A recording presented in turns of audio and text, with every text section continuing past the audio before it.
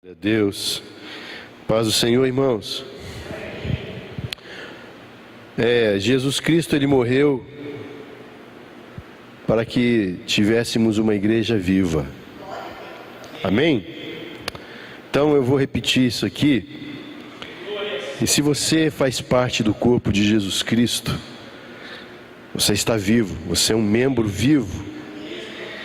Morto e condenado é o diabo. Nós somos vivos. Então, de novo, a paz do Senhor, irmãos. Glória a Deus, glória a Deus. Aleluias. Deus colocou um tema no meu coração para poder ministrar nessa manhã a essa igreja. E eu quero primeiramente me dirigir aos ministérios dessa igreja. Quero me dirigir ao ministério de louvor. Quero me dirigir ao ministério do diaconato.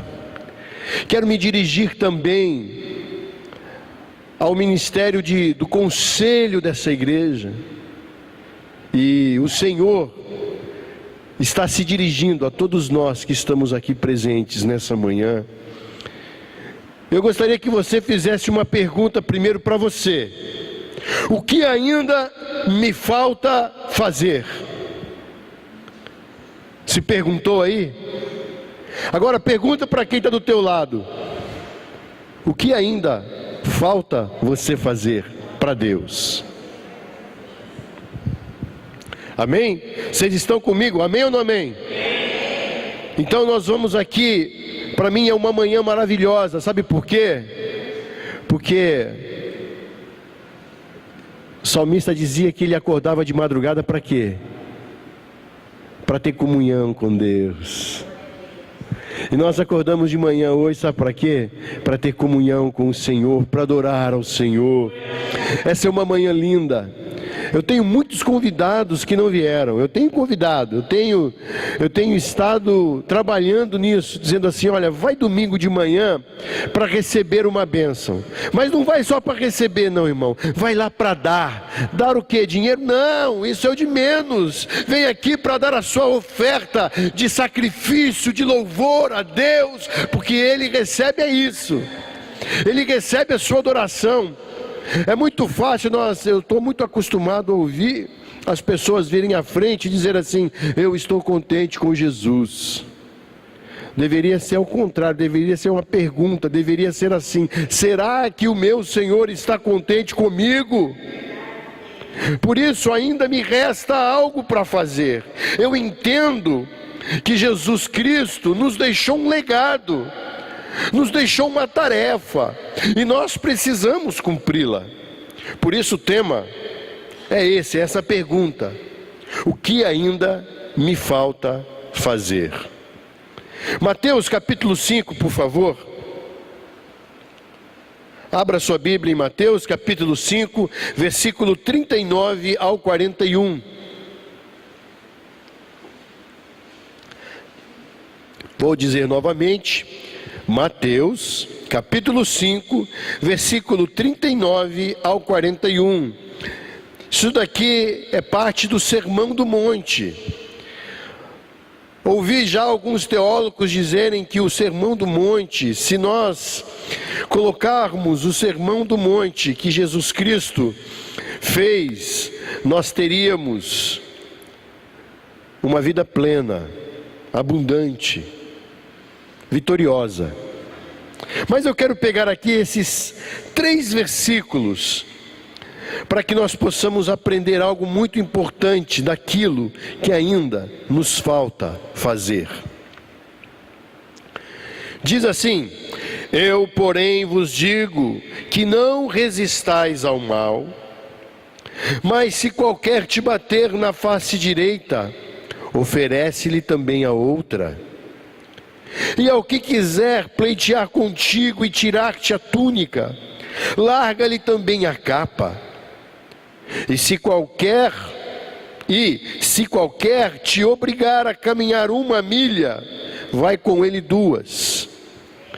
Amados, eu quero aqui ressaltar que a outra face. No versículo 39, quando Jesus fala assim: se alguém te bater numa face, vira-lhe a outra, oferece-lhe a outra.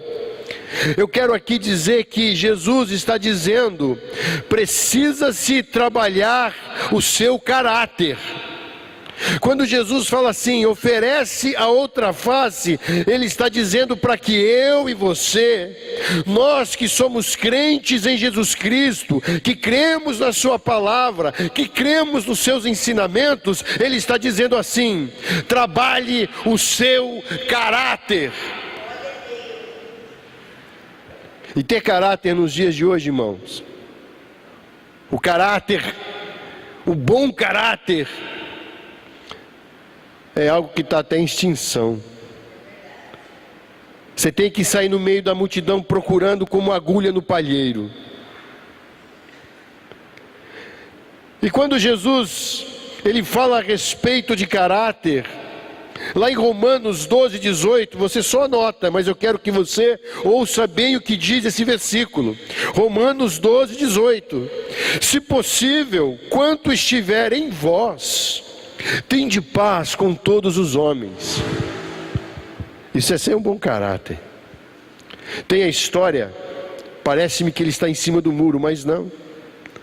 Tem a história daquele homem que tinha 2 vizinhos, e ele era o vizinho do meio, e tinha 2 vizinhos de lado. E esses 2 vizinhos do lado estavam brigando. E brigavam, e no fim eles foram para dentro, aquela discussão toda acabou, um foi para lá e o outro foi para cá. Depois de um certo tempo veio o vizinho da esquerda e lhe perguntou: você não acha que eu tenho razão? Sim. Sabe que você está certo?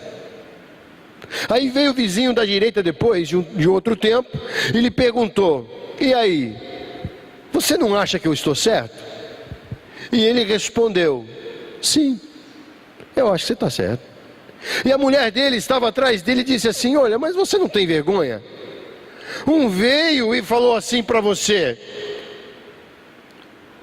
e você concordou. O outro veio e também perguntou para você, e você concordou. Você disse que os 2 estavam certos. Ele olhou para ela e falou: sabe que você está certa? Resumindo, ele queria paz. Isso não é ausência de caráter. Sabe o que isso é?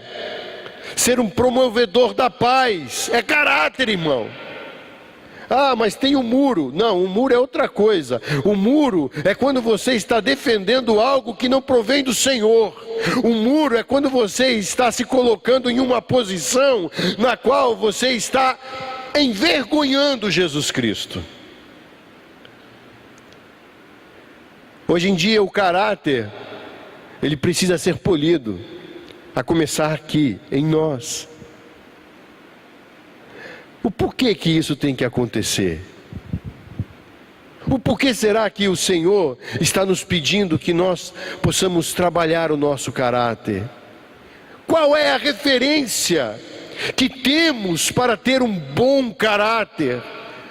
Um caráter que agrade a Deus.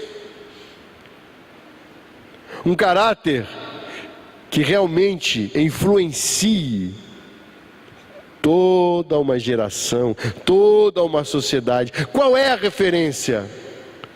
Irmãos, não preciso dizer, é Jesus. Jesus é a referência do caráter. A palavra de Deus, a Bíblia, ela é cristocêntrica. Lá em Gênesis, já fala da promessa do Salvador. Lá no meio da Bíblia, o salmista faz referência ao Salvador. E ela termina fazendo referência a esse Salvador que é Jesus Cristo.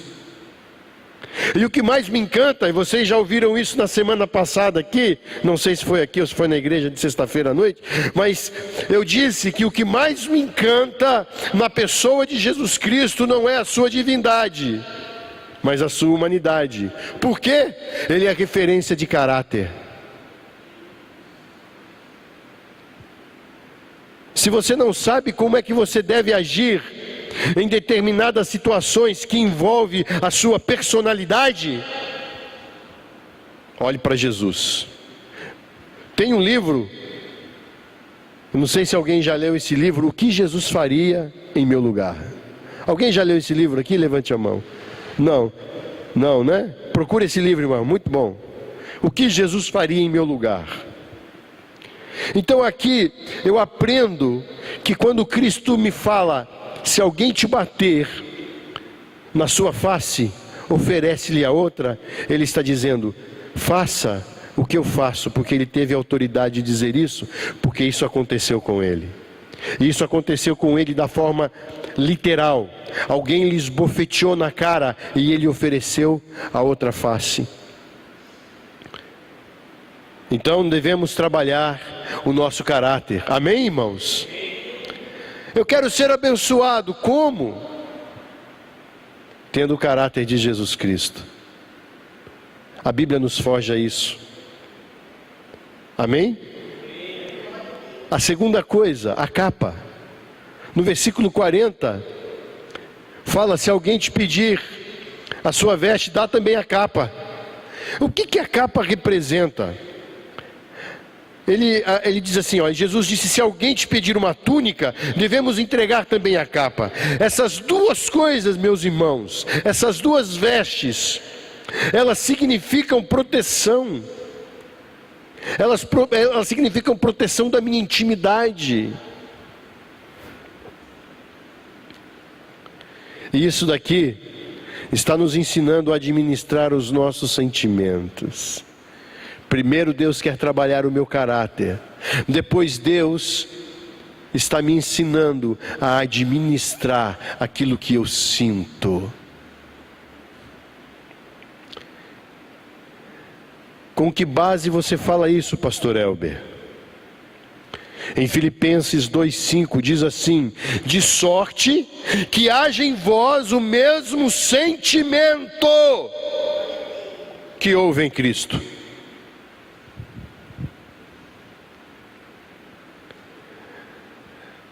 Eu vejo pessoas que têm um sentimento de mágoa. Eu estou acostumado nessa caminhada só de ministério de estar à frente, eu tenho mais de 20 anos. E durante essa minha caminhada, esse decorrer da minha caminhada, eu já me deparei com muitos e muitos problemas. E com pessoas com um sentimento machucado, ferido. E não é diferente nos dias de hoje, porque nós vivemos em um tempo pós-moderno, em que o relacionamento, ele está passando por uma crise. As pessoas já não se relacionam com um sentimento, se relacionam com uma máquina, se relacionam com um celular, se relacionam com um computador. Antigamente, até o veículo que nós usávamos, nós podíamos nos relacionar. Era o cavalo que levava a carroça, a charrete. Hoje não, o meu relacionamento é mecânico. O meu relacionamento muitas vezes é com o meu carro. Nós não sentamos mais à mesa. Algo que é interessante dizer. Nós tínhamos na nossa casa o costume de cada um sentar em um lugar na hora do almoço, na hora do jantar. Às vezes sentávamos em frente à televisão, e um comia assistindo a televisão, e outro no computador, e barabará, como se diz lá em japonês, que é tudo separado. Certo dia minha esposa falou assim, meu amor, eu acho que nós estamos errando. A minha esposa, ela não gosta de vir à frente, ela não gosta de falar, mas ela é uma mulher sábia. Nós estamos errando em algo. Eu falei, o quê? Cada um aqui na hora da comida, a gente não tem comunhão, a gente não se relaciona. E a partir daquele dia nós falamos, isso aqui vai mudar. Todos os dias, nós não almoçávamos junto, porque cada um tinha que trabalhar, o outro na escola, e lá a vida do cotidiano lá no Japão é assim. O que aconteceu? Nós começamos no jantar. Era lei, era ordem. Nós vamos sentar à mesa.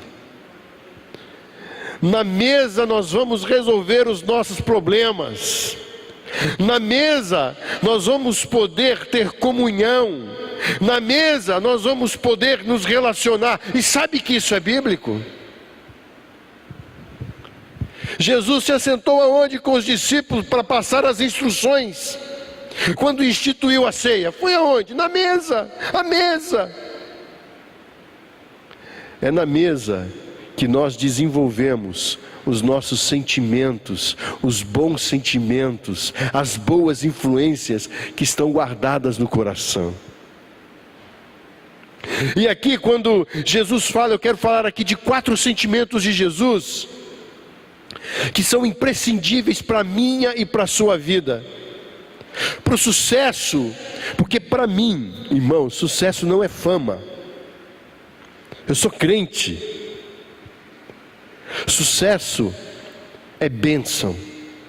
Quando alguém diz assim, ó, Deus te abençoe, está dizendo assim, olha, Deus vai te prosperar, você vai ter sucesso no que você vai fazer, porque Deus está contigo. Então, meu amado, eu quero falar aqui que nós devemos cultivar o mesmo sentimento que houve em Cristo. E quais são os sentimentos que houve em Cristo? Alguém pode se perguntar e dizer, o que o Senhor quer dizer com isso? Eu quero entender a sua palavra. O primeiro sentimento, esvaziar-se. Esvaziar é um negócio muito sério. Esvaziar, meu irmão, significa desocupar o espaço. Significa tirar a importância de alguma coisa, algo que está em você. Jesus tirou de si, do seu ser, a importância de ser Deus, soberano, sentado no trono, se tornou um homem, esvaziou-se. Você acha que Deus caberia dentro dessa carne? Jamais. Ele teve que se esvaziar. Por isso que eu amo a humanidade de Cristo. Esvaziou-se. Este sentimento é o que tem que prevalecer em nossas vidas, irmãos. Temos que esvaziar o nosso ser. O mundo aí fora, ele prega, sabe o que? A autoexaltação, a glória, a fama, o poder, a riqueza. Hoje em dia, infelizmente, para desgraça do Evangelho, nós temos visto um Evangelho triunfalista, que se você não tiver, você não é abençoado. Eu quero dizer aqui uma verdade bíblica: Jesus morreu por todos, sem exceção, por todos. Se o abençoado é só aquele que tem, significa então que Jesus não morreu por aquele que não tem. Então temos que entender que o Evangelho é esvaziar-se. Precisamos nos esvaziar, irmãos. Estamos cheios de coisas que muitas vezes, que a maioria delas não agradam ao Senhor. Temos que permitir que Deus guie o nosso caminho. Eu e você, nós não somos donos dos nossos próprios caminhos. Deus é um Deus de propósito, e quando Ele estabelece um propósito, Ele também cria um caminho para que você trilhe nele.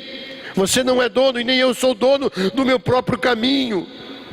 Somos dependentes da direção e da vontade do Altíssimo. Estreita é a porta que conduz à salvação. Olha o caminho aí, irmão.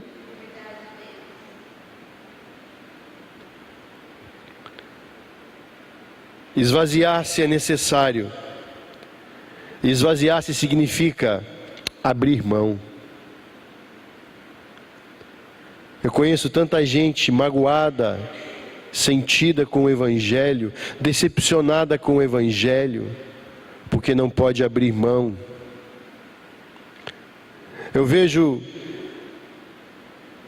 tantos líderes, e eu não estou me referindo apenas aos evangélicos, mas também a alguns católicos, se abrissem mão daquilo que Deus tem pedido para que eles entreguem. O segundo sentimento, o primeiro é esvaziar-se, o segundo sentimento que eu vejo em Jesus Cristo é humilhar-se. Se humilhar, irmãos, é uma virtude que nos leva à consciência da nossa fraqueza. A humildade é uma virtude preciosa aos olhos de Deus, pois através da humildade é que se demonstra um coração desprovido de orgulho, de soberba. Sabe aquele irmão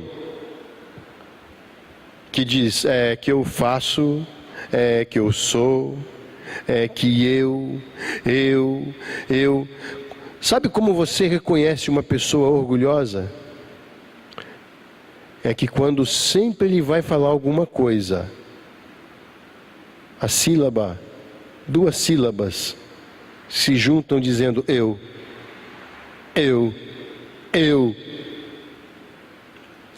E sabe que o judeu, ele tinha um cuidado muito especial com essa palavra. Porque quando Deus fica diante de Moisés, e Moisés pergunta, como posso saber, o que eu vou dizer lá para os egípcios, para Faraó? Quem me enviou? E Deus responde, diga que o eu sou te enviou. Irmãos, nós temos um problema muito sério com isso. A igreja contemporânea tem um problema muito sério com o eu. O egoísmo. Tiago 4,6 diz assim, todavia, dá maior graça. Portanto diz, Deus resiste aos soberbos, porém, dá graça aos humildes. Muitas vezes nós não precisamos nem falar o eu. As nossas atitudes refletem por si mesmas o nosso orgulho, o orgulho ferido. Irmãos, a hipocrisia é algo muito grave. Eu não posso ocupar uma tribuna como essa sem que haja em meu coração verdade, sinceridade. Estava aqui estava no meu carro, estava entrando aqui no Santa Luzia, pela rodovia, me passa uma moto, me dá uma cortada, eu enfio-lhe a buzina, e fico olhando para ele, e o meu carro começa a vir para cá, de tanto eu olhar, o meu orgulho, meu irmão. Eu queria, meu irmão, se Deus me desse a oportunidade, eu pedia licença, eu saía da graça.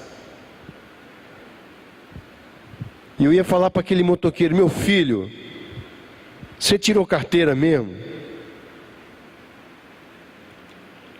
É o nosso orgulho, irmão.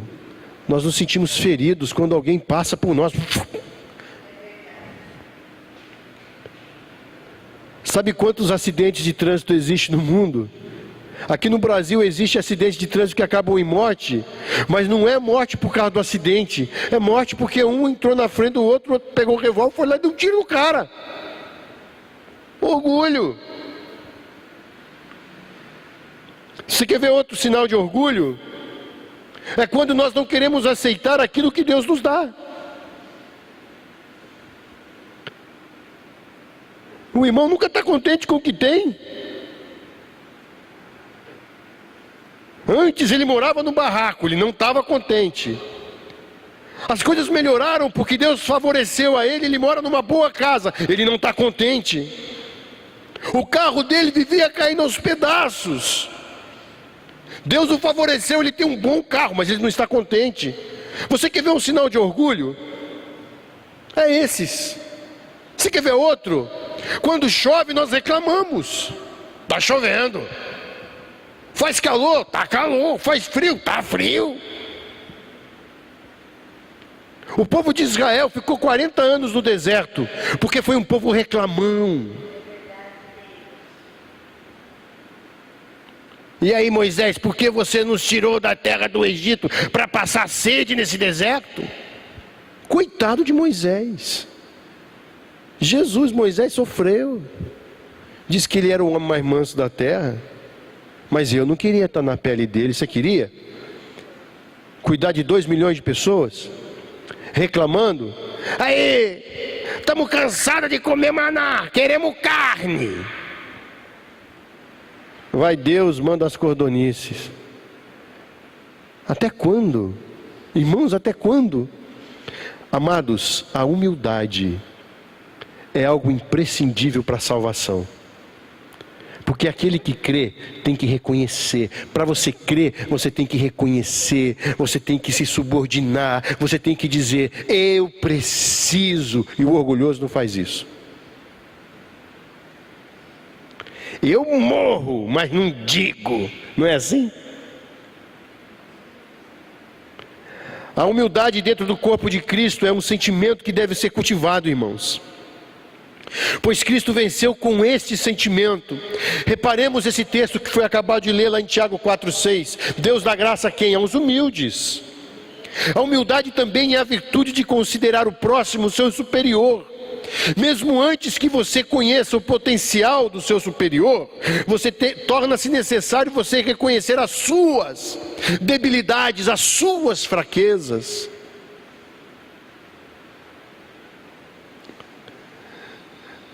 Filipenses 2,3 também diz assim, olha, nada façais por contenda ou por vanglória, mas com humildade, cada um considere os outros superior a si mesmo. A humildade é uma chave. Você não tem a chave do seu carro, da sua casa? Pois bem, a humildade é uma chave. A humildade é uma chave para o bom relacionamento entre os irmãos. A humildade é a chave para obedecer. O pastor Osmi é chato. Vou fazer isso não. Ele me pediu, mas eu não vou fazer. Aonde está a humildade?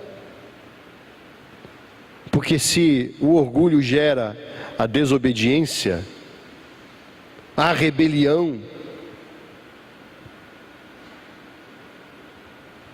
a humildade gera a obediência, ao contrário, é antagônico. Então, amados, nós precisamos ter isso em nossa mente, guardar isso em nosso coração. Igreja perfeita, comunidade perfeita, não existe. Olha a heresia aí o pastor pregando, não é não. Deus fez para nos relacionarmos. Sabe as placas tectônicas? Lá no Japão dá muito terremoto, então a gente começou a entender um pouquinho. Sabe por que a terra treme, irmão? Porque a terra precisa, as placas quando elas se encontram, elas se chocam entre si e elas precisam se acomodar para parar de tremer a terra. Geralmente o meu e o seu relacionamento é assim, como se fosse 2 placas tectônicas. Vai tremer, meu irmão, mas vai chegar um momento que vai se acomodar e vai haver paz, vai haver bonança. Amém? É assim que funciona. O terceiro sentimento que houve em Cristo, ele reduziu-se. E isso aqui, esvaziar, reduziu-se, irmãos, ele renunciou a.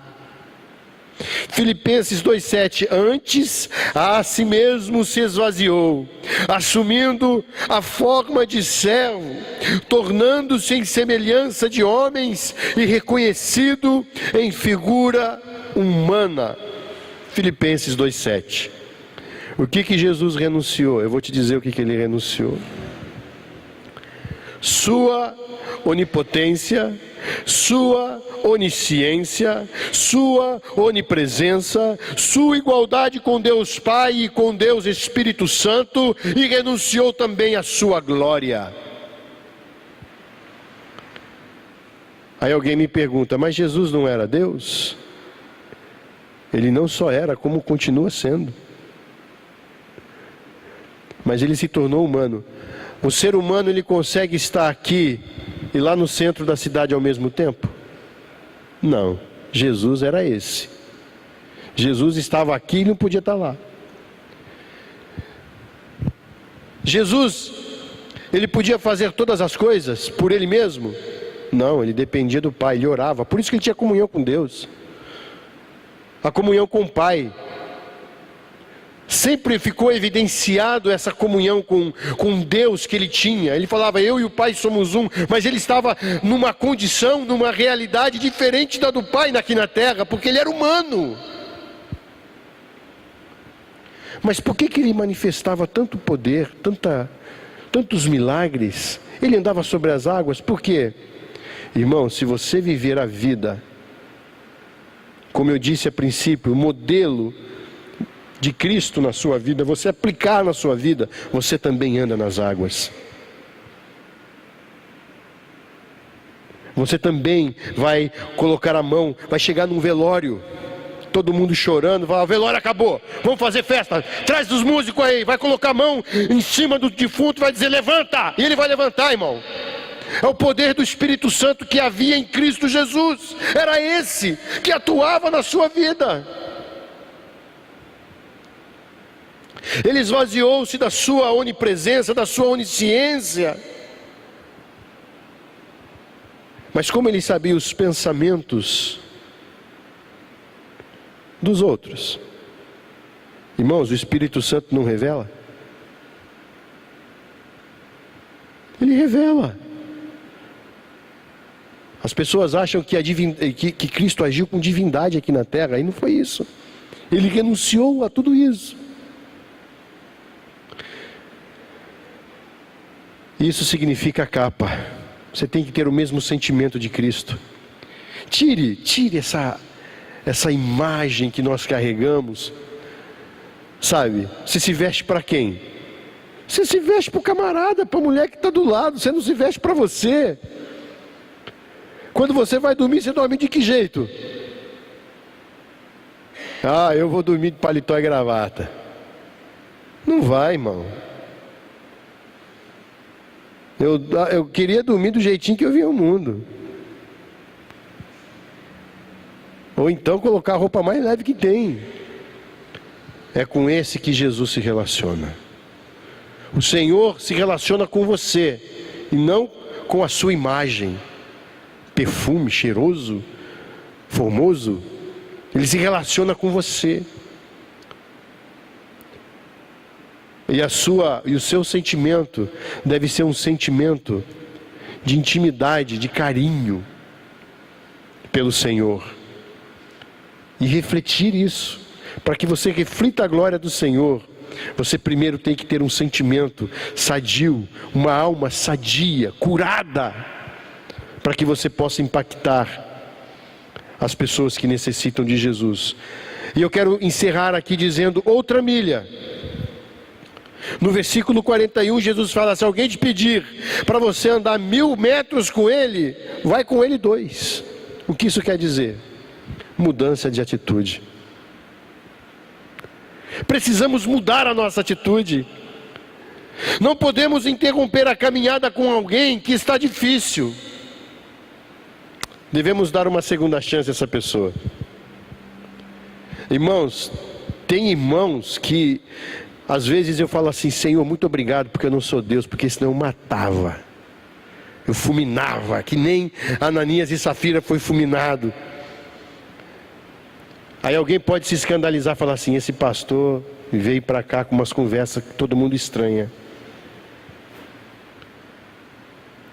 Mas não é. Sabe o que é isso? Eu estou no processo, no mesmo processo que você está, de transformação. Se você está, uma vez um rapaz foi pregar, um pastor lá na igreja, e ele falou assim, quem não tem pecado levanta a mão. O rapaz levantou a mão e jogou a chave do carro dele no meio do piso da igreja e falou, eu não peco mais. Eu falei, meu Deus amado. É nessas horas que você quer sair da graça. Todos pecaram e carecem da glória de Deus. Você é pecador, você já nasceu com essa natureza. Eu nasci com essa natureza. E estamos aqui para quê? Porque eu venho à igreja. Porque eu tenho que ler a Bíblia. Porque eu tenho que chegar domingo de manhã aqui para ouvir a palavra de Deus. Para que haja mudança, para que haja transformação, mudança de atitude. Uma coisa é você aceitar a Cristo, outra coisa é você se arrepender dos seus pecados. Aceitar o Salvador é uma coisa muito fácil, porque Ele é o Salvador. O Salvador faz o quê? Te salva. É claro que eu vou aceitar. Agora, você se arrepender, o que é? É mudança de atitude, irmão. É conversão. Eu estou indo por aqui, mas eu tenho que fazer uma conversão. Eu tenho que mudar de atitude. Eu tenho que mudar o meu caráter. Eu tenho que ser transformado. Permitir que o Senhor a dia me molde. Então eu me arrependo. Eu não quero ir mais para o lado do pecado. Eu quero ir para o caminho do Senhor.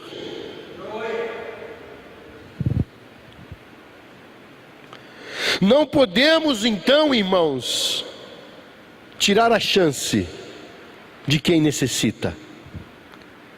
Eu já me dei com muitos irmãos difíceis. E digo, se eu não os amar como Cristo os amou, eu estou pecando. Estou profanando esse altar. Não posso e não tenho o direito de poder abandoná-lo. Eu gosto muito de um cântico que é muito antigo, que meu direito é de não ter direito algum, seu querer é tão somente o meu querer. É o querer de Deus que tem que prevalecer. Eu imagino Jesus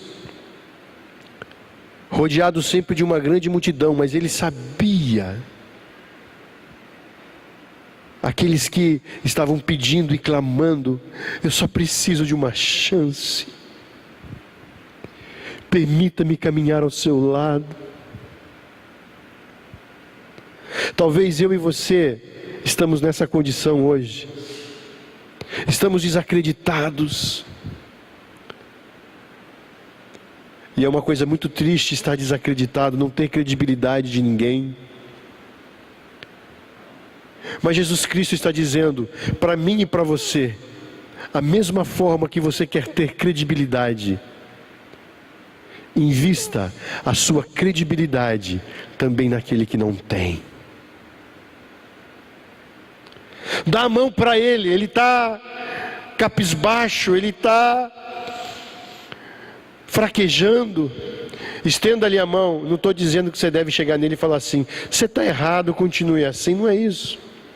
Estenda a mão para ele e diz assim: olha, está difícil, você está errado, mas eu estou com você para dizer que Jesus tem o melhor para você. Se você abandonar o seu pecado, se você abandonar as consequências que você tem recebido por causa do seu pecado,